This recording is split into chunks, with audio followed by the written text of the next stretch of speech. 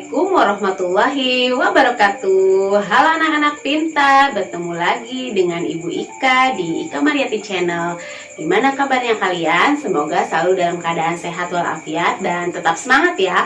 Walaupun masih harus belajar dari rumah karena kita masih dalam pandemi COVID-19. Tapi jangan khawatir karena Ibu Ika akan menemani kalian belajar dari rumah. Hari ini kita akan belajar tema 1, selamatkan makhluk hidup, subtema 2, hewan sahabatku, pembelajaran ke-2 untuk siswa kelas 6 SD. Tujuan pembelajaran kita hari ini adalah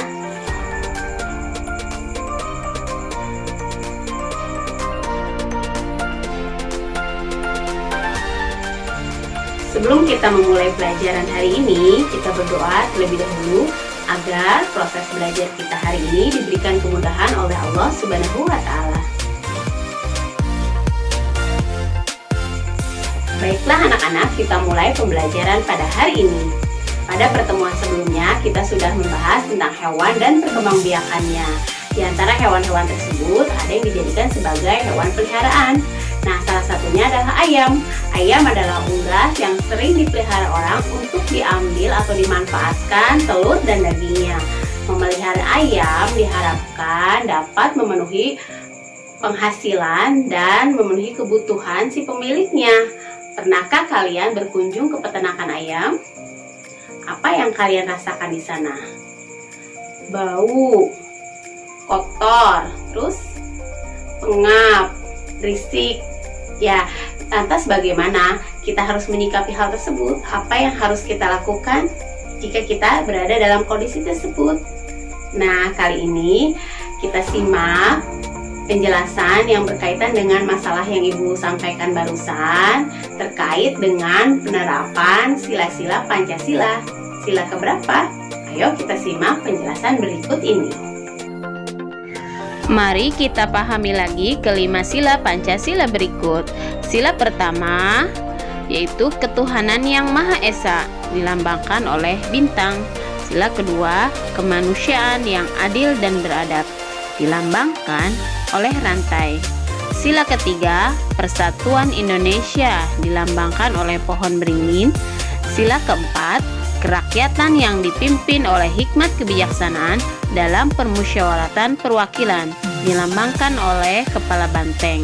Dan sila kelima adalah keadilan sosial bagi seluruh rakyat Indonesia, dilambangkan oleh padi dan kapas.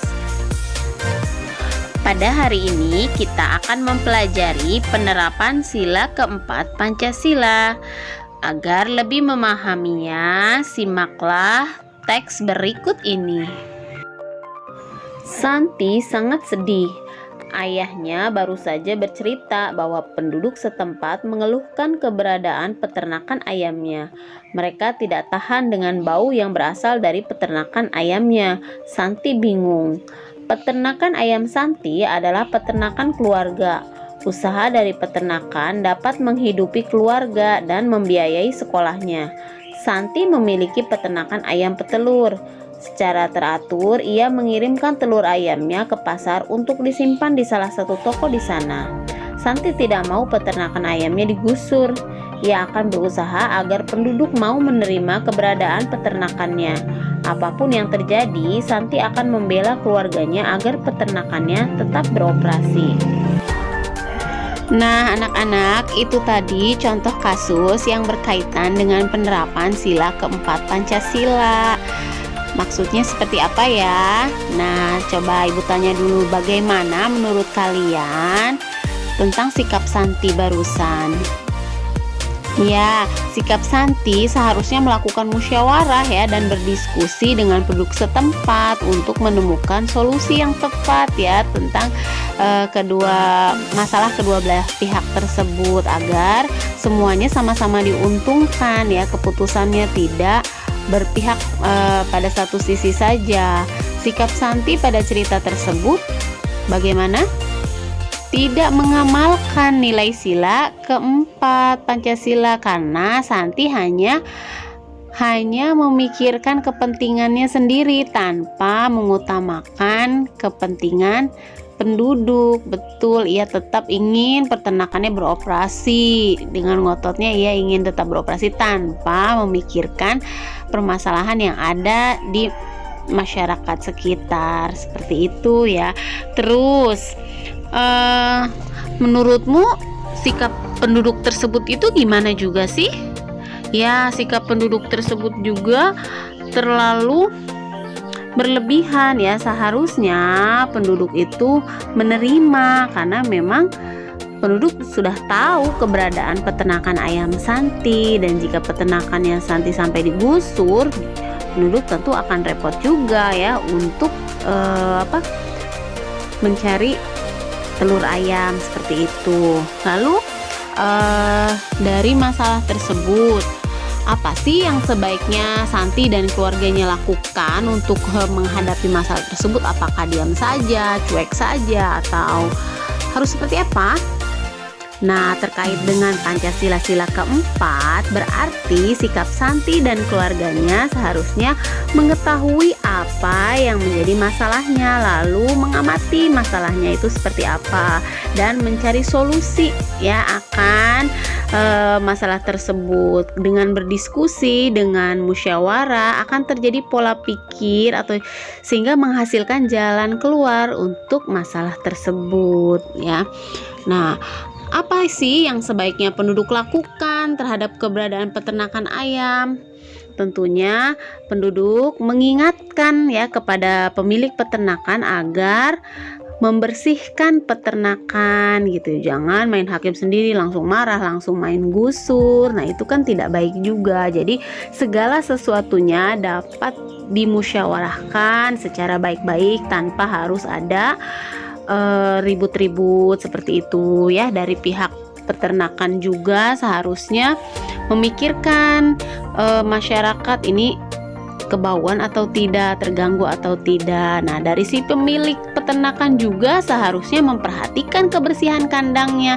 Jangan mementingkan diri sendiri, meraup keuntungan, tetapi membiarkan masyarakat sekitar kebauan atau merasa terganggu dengan keberadaan peternakan ayam tersebut. Nah, sampai di sini paham ya anak-anak? Jadi semua permasalahan tentu ada jalan keluar yang baik, yaitu dengan cara berdiskusi, dengan cara bermusyawarah. Betul sekali.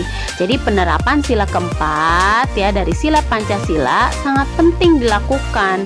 Dalam kehidupan sehari-hari kamu mungkin menyaksikan beberapa masalah ya, tapi segala sesuatunya bisa teratasi saat sila keempat ini dijalankan. Sampai di sini paham ya anak-anak? Berikut adalah contoh pelaksanaan sila keempat. Yang pertama, tidak memaksakan keinginan. Nah, contohnya seperti kasus Santi tadi ya, kita tidak boleh memaksakan keinginan untuk peternakannya tetap beroperasi tanpa menghiraukan keluhan dari warga. Tidak boleh egois ya, kita harus memikirkan orang lain, tidak boleh memaksakan keinginan sendiri. Yang kedua adalah bermusyawarah.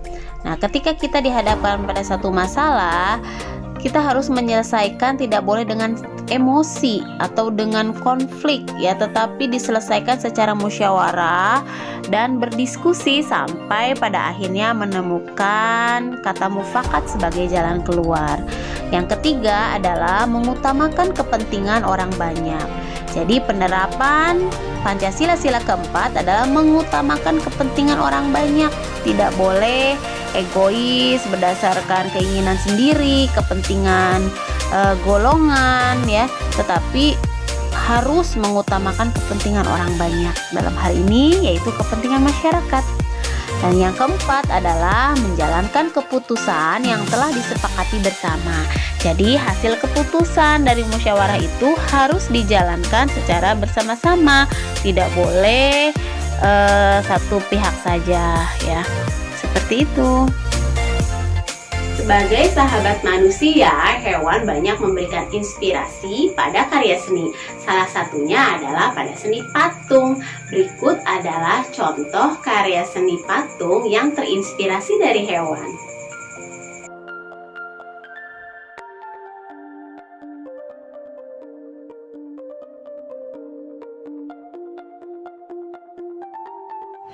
Untuk tugas kali ini, kalian kerjakan soal yang ada di buku siswa halaman 75, halaman 76 dan 77 ya.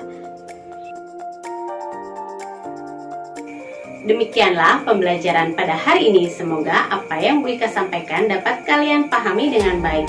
Jangan lupa untuk mengirimkan tugasnya di Google Classroom secara tepat waktu ya.